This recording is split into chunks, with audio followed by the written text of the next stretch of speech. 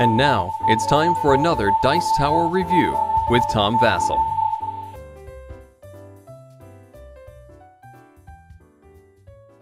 I'm still holding out on what I think is the best game of the year. You'll find what I think about that later on.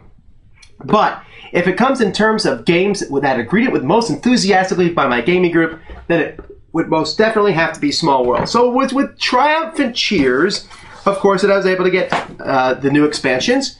We have the Grand Dames of the Small World, and we have Small World Cursed.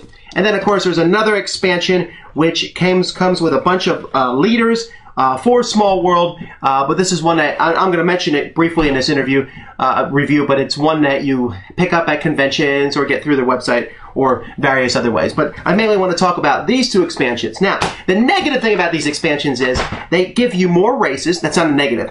But that neat container that the original game came with all those nicely organized, that I had to get rid of it because these new expansions don't fit in a box with that. And now I don't know how to keep all my races separate. I can put them all in different bags and pull out the right bag. I'm thinking about getting another tray. It's just, that's a small pain of adding the expansions. But regardless, let's look at them.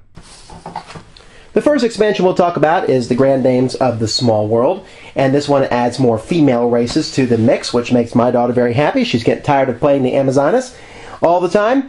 And so we have three races. The first is the White Ladies. When they go into decline, they are immune to opponents' special powers or racial powers and conquests, which is a really powerful ability. Basically, you get them out early in the game, take over some spots, and they stay there forever. Negated by, of course, the fact that they are a 2. So you only get a few people with them, but they're definitely worth it. The Gypsies, some people are going to hate these folks. They're very interesting because they can leave areas on the board, and every time they leave an area, they basically get a point for doing so. So they kind of move across the board, getting points for leaving areas, getting points for conquering areas. You'll find out that if you run the Gypsies, you'll have everyone else wiping you out quickly.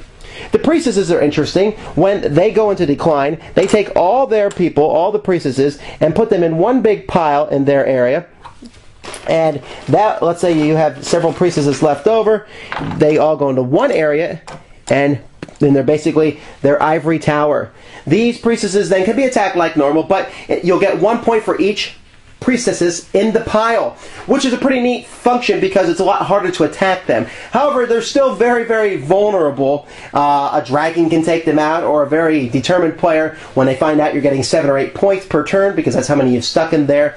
I still like the priestesses. They're great to start the game out with and put them in decline on the second turn. A few racial bonuses come in this one. Peace-loving and historian.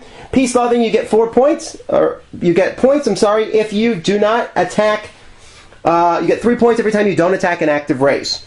Useful, but this game's about war. I'll use peace-loving if I have to. Historian, you get a point every time a race goes into decline. And when you pick the race, if there are any races in decline at the beginning of the game, then you will get a point for them. The other expansion, the Curse expansion, comes with 2 races, Goblins and Kobolds. I fully expected to see both of these in the game at some point. Kobolds, look at that number, 11 of them. Kobolds sound great. The problem is you need to have at least 2 kobolds in every territory to control it. So that's, I don't know. I mean, it's neat to have a pile of tokens like that, but at the same time, I think that negative fact kind of counterbalances them out. They're okay. And the Goblins, they can conquer areas in decline for 1 less token, although they still need to use a token. Very useful. What makes this expansion neat, though, are the racial bonuses. The Cursed one is interesting. It's a negative thing. Gives you 0 people. Terrible. But if you want to skip it when you're taking abilities, you have to put 3 coins on it. The other abilities are neat. I like the Hordes of abilities because that gives you 2 extra tokens, and you basically add those. So in essence, this is a number 7. You have Hordes of Skeletons. That can come in really handy. You have the Marauders, which basically lets you take, after you've done one whole attack, going around and conquering the board, you can take everybody back in your hand and go through and make another whole attack. Werewolves, on even turns, the nighttime, they are more powerful. They need 2 less tokens to attack other areas. Very, very fun. And so all this put together makes for 2 really interesting expansions. The Leaders expansion comes with different leaders for each of the races, and even comes with some tokens for future leaders if you want to use them. But the Leaders expansion, if you want to, when you take a force, you can pay an extra victory point and take the leader, which is basically an extra token. And the leader has a few restrictions based upon it, but mostly it's just an extra token. But it can be captured by an opponent, and it's worth 2 points to them. Or you can pay them a victory point and get this person back. I think this is an okay expansion for some of the races. For example, I would always take the leader with the skeletons. I would always take the leader with any very heavy attack-oriented one, or maybe someone like the warlocks, or someone who had a great ability.